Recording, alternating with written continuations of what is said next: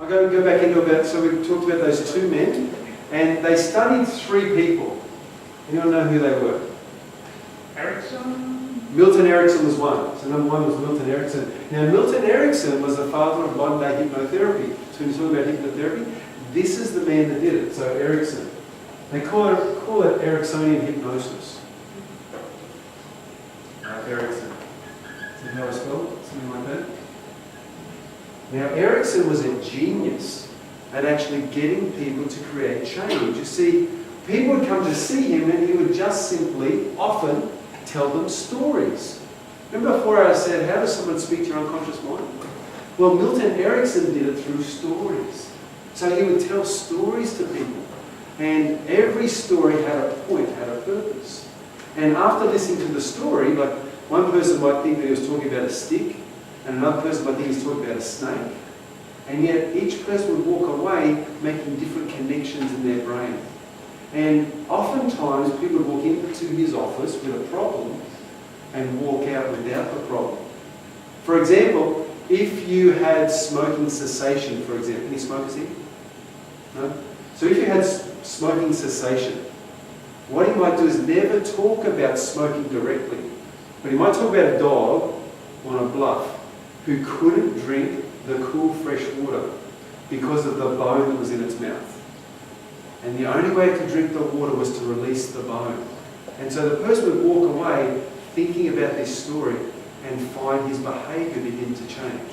And so he was a master at using language and using images and using stories to create change. Very masterful at doing it. So that's Erickson. Now there was two others. Anyone know who the others were? Yes? Virginia Satir was another. So number two was Virginia Satir. I'm spelling this right. Satir. Virginia Satir. I talk about more about Virginia Satir when I talk about public speaking. Has anyone heard of Satir categories? They actually come from Virginia Satir. So what she would do is she said that there were certain postures that you could go into which would actually tell a person unconsciously how you were feeling and would actually strengthen those feelings. So, for example, if you were being very thoughtful about something, you might go into the computer posture, like this. And I wonder if you're in this posture, if you could, postulate and invent new ideas or really consider things to a deep degree. That was called the computer.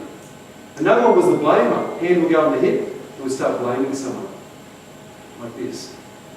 And so, you need to go clean your room. And so often people would use the blamer when they're pointing at someone, when they're trying to get a point across. People would also use what's called a placator, where they're asking for someone. So I ask you, please come along to my seminar, whatever the case may be. People would also use the leveler, which is like this, and they would level with others. And also the distractor.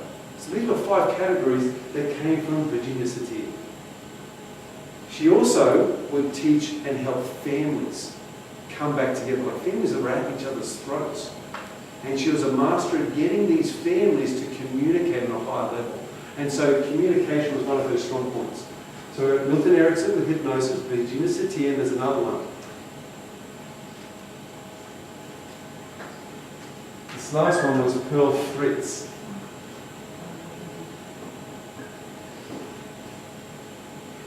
And Pearl Fritz was the father of Gestalt therapy. If anyone's ever heard of Gestalt. So what he would do is say, let's say a person had a problem with their father.